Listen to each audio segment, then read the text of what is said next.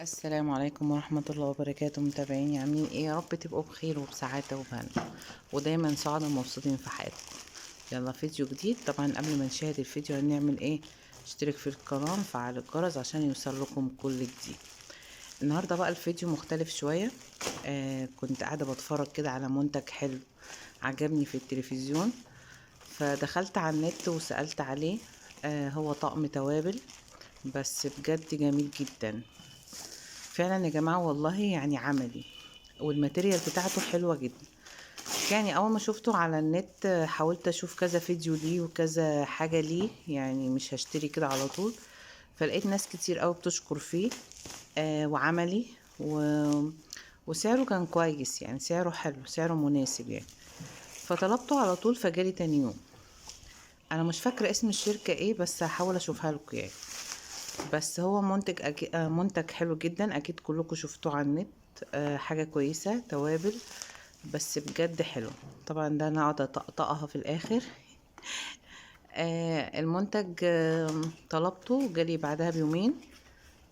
حلو جدا، عملي جدا، حبيت اوريه لكم عشان تشوفوه، وان شاء الله تجيبوا حاجة زي كده حلوة يعني عملي. وبعدين عجبني الدوار بتاعه، لان الدوارة بتاعته دي حلوة أوي وعملية على فكرة، يعني مش بتتكسر ولا حاجة. أنا جربته وعندي كويس يعني. آه هو بيلف كده، شوفوا دي الدوارة بتاعته اهي. أهم حاجة إن الماتيريال بتاعه حلو جدا، يعني الماتيريال بتاع التوابل نفسها، العلب حلوة. حاجة كده حلوة، حاجة ايه، خفيفة وعملية. لان في ناس كتير صعب ان هي تلاقي حاجة كويسة على النت، يعني في ناس كتير بتطلب حاجات بتيجي غير الحاجة اللي احنا بنشوفها. بس بجد لما طلبتها المرة دي جت كويسة يعني. يعني في حاجات قبل كده انا طلبتها ما كانتش عملية يعني.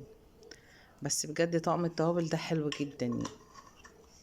حاولوا تشوفوه، حاولوا تجربوه وتجيبوه، بجد هيفرق معاكم حلو.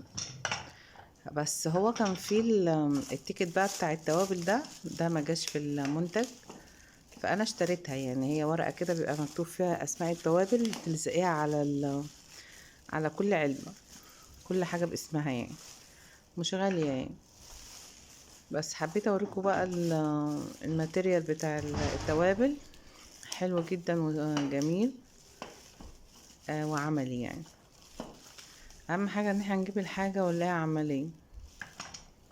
بصوا شكلهم ما شاء الله يعني. دول 12 علبة. انا ما لقيتش هو المفروض يجي معاهم اسماء التوابل، بس هي مش موجودة. فمش مهم يعني، هي سهلة وبسيطة يعني. حبيت بس اعمل لكم فيديو بسيط كده عن المنتج، يا رب يعجبكم. نشترك في القناة وفعل الجرس عشان يوصل لكم كل جديد.